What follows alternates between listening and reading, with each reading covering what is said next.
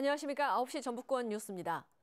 전북 지역 아파트 매매 가격이 지난해 말부터 다시 하락세로 전환됐습니다.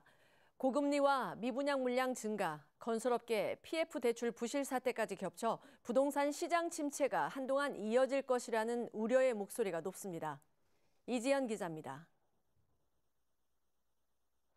800여 가구 규모로 내년 준공을 앞둔 익산의 한 아파트. 지난 2022년부터 시작한 분양을 아직 마치지 못했는데 주변 신도심 일대엔 이런 미분양 물량이 수천 가구에 달합니다.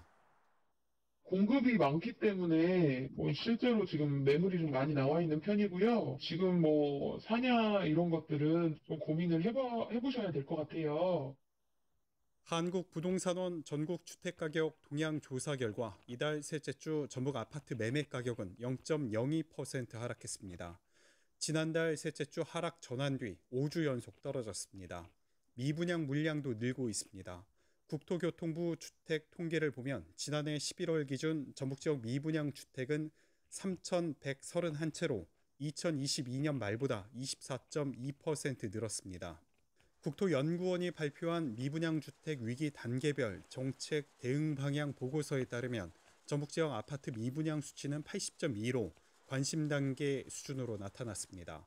법원을 통한 경매나 공매 물건도 늘고 있는데 지난달 기준 전북 지역 소유권 이전 신청은 7,384건으로 한 해 전보다 1,611건, 27.9% 늘었습니다.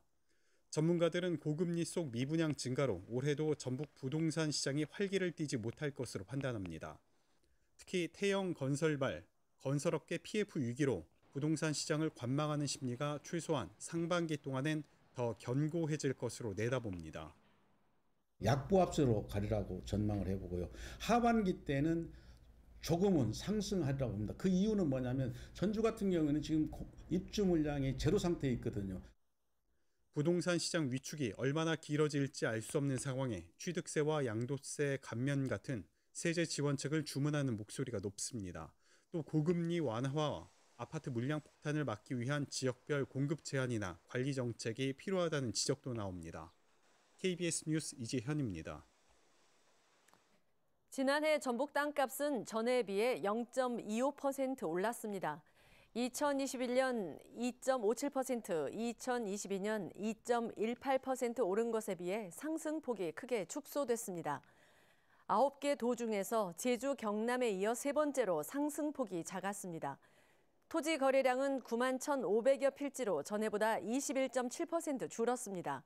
9개 도 가운데 제주, 경남에 이어 세 번째로 감소폭이 컸습니다. 지난해 전국 땅값 상승률은 0.82%로 2008년 이후 가장 낮은 수준입니다.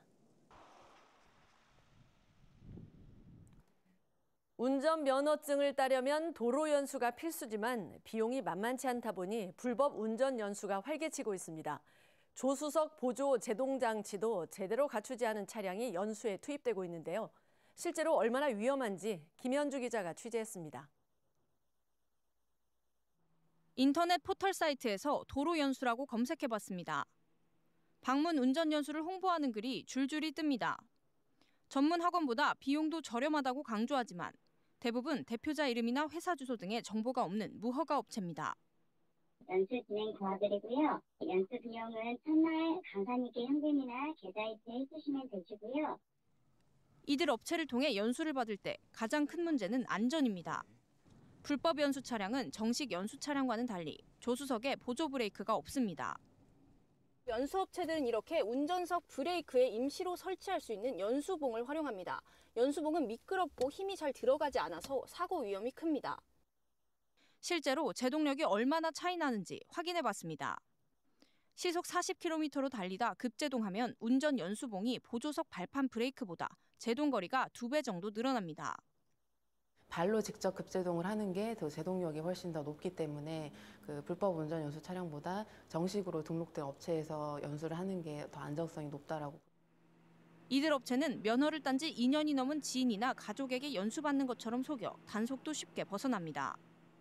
지인이나 누가 이렇게 가르친다는 식으로 얘기를 해버리고 현장에 적어도 소용이 없어요. 계좌를 추정하거나 조사해야 하잖아요. 연수 중 사고가 나면 보험 혜택도 받지 못하지만 불법 운전 연수는 현황조차 파악하기 어렵습니다. KBS 뉴스 김현주입니다. 국립 마이스터고 전북기계공고가 개교 이래 가장 많은 삼성전자 합격자를 배출했습니다. 전북기계공고는 지난해 삼성전자 반도체 부문 고졸 공개 채용에서 재학생 18명과 졸업생 24명 등 모두 42명이 합격했다고 밝혔습니다. 학교에서는 학생 취업 역량 강화를 위한 다양한 사업과 함께 거점 졸업생 취업 지원센터를 운영하고 맞춤 면접 교육 등 졸업생 취업에 도움을 주는 프로그램을 운영해 왔습니다. 오는 2026년 개교를 목표로 무주군 무풍면에 가칭 전북국제태권도고등학교 설립을 추진합니다.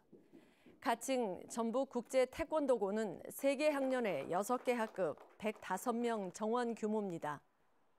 전국 단위로 모집해서 학생 선수 양성을 목적으로 하는 기숙형 태권도 고등학교로 운영할 계획입니다. 전북특별자치도 교육청은 통합학교인 무풍중과 무풍고에서 무풍중을 분리해 무풍초등학교와 통합하고 무풍고를 태권도 특수목적 고등학교로 전환 설립할 예정입니다. 육군 35 보병사단이 내일부터 닷새 동안 전북 모든 지역에서 혹한기 훈련을 합니다.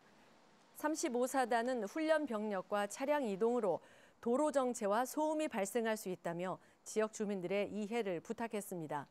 민원이 있으면 가까운 군부대나 국번 없이 1338번으로 연락하면 됩니다. 오늘 오전 9시쯤 정읍시 북면 한 사료 공장에서 불이 나서 2시간 반 만에 꺼졌습니다. 인명피해는 없었지만 건물 80제곱미터와 사료 4톤이 불에 타서 소방서 추산 1,500만 원의 재산 피해가 났습니다. 경찰과 소방당국은 공장 내부 시설에서 불이 시작된 것으로 보고 정확한 화재 원인을 조사하고 있습니다.